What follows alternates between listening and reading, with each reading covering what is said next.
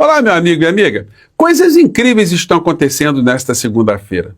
E não é que o estelionatário Paulo Figueiredo, aquele que se envolveu em muitos crimes aqui no nosso país, envolvendo corrupção, lavagem de dinheiro, defraudação, e depois fugiu para os Estados Unidos, e lá chegando começou a cometer mais crimes contra o Brasil, contra a nossa ordem democrática, em associação criminosa com outros tantos que já estão na cadeia, resolveu não ir numa audiência pública hoje lá nos Estados Unidos para falar sobre tarifas que os Estados Unidos estão impondo ao Brasil, em associação, é a saída dele, né, que ele deixou de ir, a um que é acusado de ter sido um ladrão aqui no Rio de Janeiro, ter lavado dinheiro, chefe de uma organização criminosa, aí o senhor Flávio Bolsonaro. Pois bem, é uma situação que está no campo do surrealismo, né? Era como se nós tivéssemos o Fernandinho Beiramar e o Marcola indo para uma audiência pública para dar sugestões de como se combater o narcotráfico ou o crime organizado, né? Agora, por que o senhor Paulo Figueiredo desistiu de ir? Você que está no nosso portal, você já sabe. Nós falamos aqui que a Polícia Federal lá dos Estados Unidos, a Justiça, está atrás dele, ele já foi condenado lá. A empresa dele vai ter que devolver 140 mil dólares. E isso em associação com outras situações criminosas nos Estados Unidos. Então, nós não devemos nos surpreender se de repente essa figura aparecer engaiolada. Obviamente, ele não iria para uma audiência pública onde a reputação dele vai ser levantada, certamente, né? Como, de repente, pode até a do senhor Flávio Bolsonaro ser levantada também, né? Porque isso seria muito ruim. De repente, ele poderia ter um dissabor, de repente sair algemado de lá, né?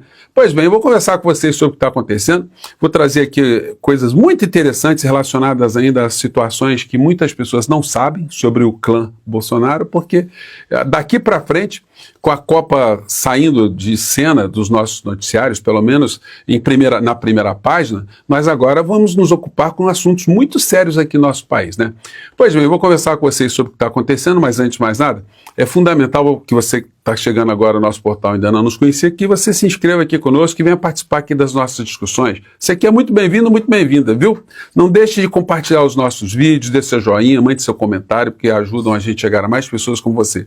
E no primeiro comentário aqui do nosso portal do José, tem um link ali muito importante da nossa caminhada nesse ano de 2026, que está ficando cada vez mais interessante. Vou dar uma notícia muito legal aqui para vocês, tá? Bom, então vamos aqui aos temas, né? Em primeiro lugar, essa história aqui. Flávio e Eduardo Bolsonaro politizam derrota do Brasil na Copa e dizem que foi culpa do PT. Gente, olha só a cabeça desses caras. É impressionante como é que não é nem a cabeça criminosa do criminoso. Porque, como dizia o poeta, né, pau que nasce torto nunca se endireita, né? Então, essas criaturas nasceram tortas, então dificilmente eles vão vai fazer uma curva para ficar um retinho ali, né, um galho retinho, não tem condição nenhuma. Então ele sai com essa. Irmãos acompanharam juntos dos Estados Unidos a eliminação da seleção brasileira após 2 gols da Noruega. Olha só que coisa mais patife, mais infantil. Desde que o PT chegou ao poder em 2002, o Brasil nunca mais ganhou nada. Nem no futebol, nem para os brasileiros. Perdemos a Copa, mas vamos ganhar o Brasil. Então, quer dizer, são muito infames, né, essas criaturas. Chega a ser uma infantilidade absurda, né? Assim, uma infantilidade criminosa, se a gente puder usar essa expressão. E aí, falando de associação criminosa, aí aparece o Trump nos noticiários do mundo inteiro relacionados à Copa do Mundo por conta dessa patifaria infame. Trump admite que pediu revisão de suspensão de Balogun e diz que a expulsão foi muito suspeita. Presidente da FIFA admite ligação do americano, mas defende revisão de cartão vermelho de atacante.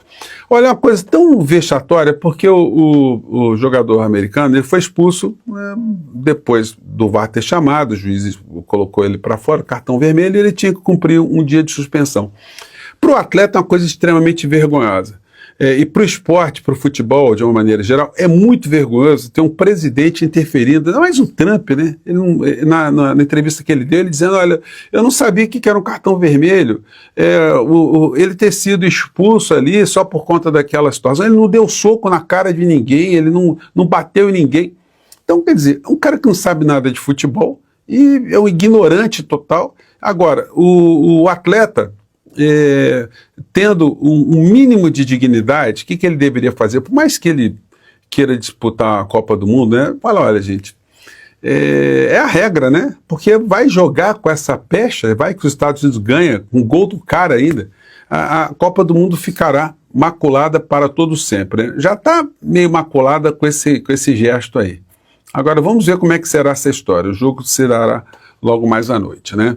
Mas é extremamente vergonhosa a situação. Só o Dudu Bananinha que achou que o Trump não fez nada demais, né? Bom, a gente vai vendo como é que a cabeça dessas criaturas operam.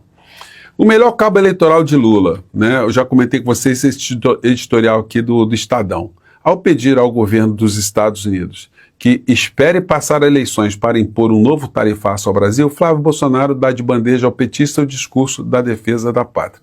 E aí o Paulo Figueiredo, né, está nessa situação aqui, a gente vai falar dele aí na sequência aqui. Dossiê sobre tarifas e Pix enviado ao governo Trump amplia desgaste de Flávio Bolsonaro entre eleitores decisivos, aponta pesquisa. A coluna da Miriam Leitão.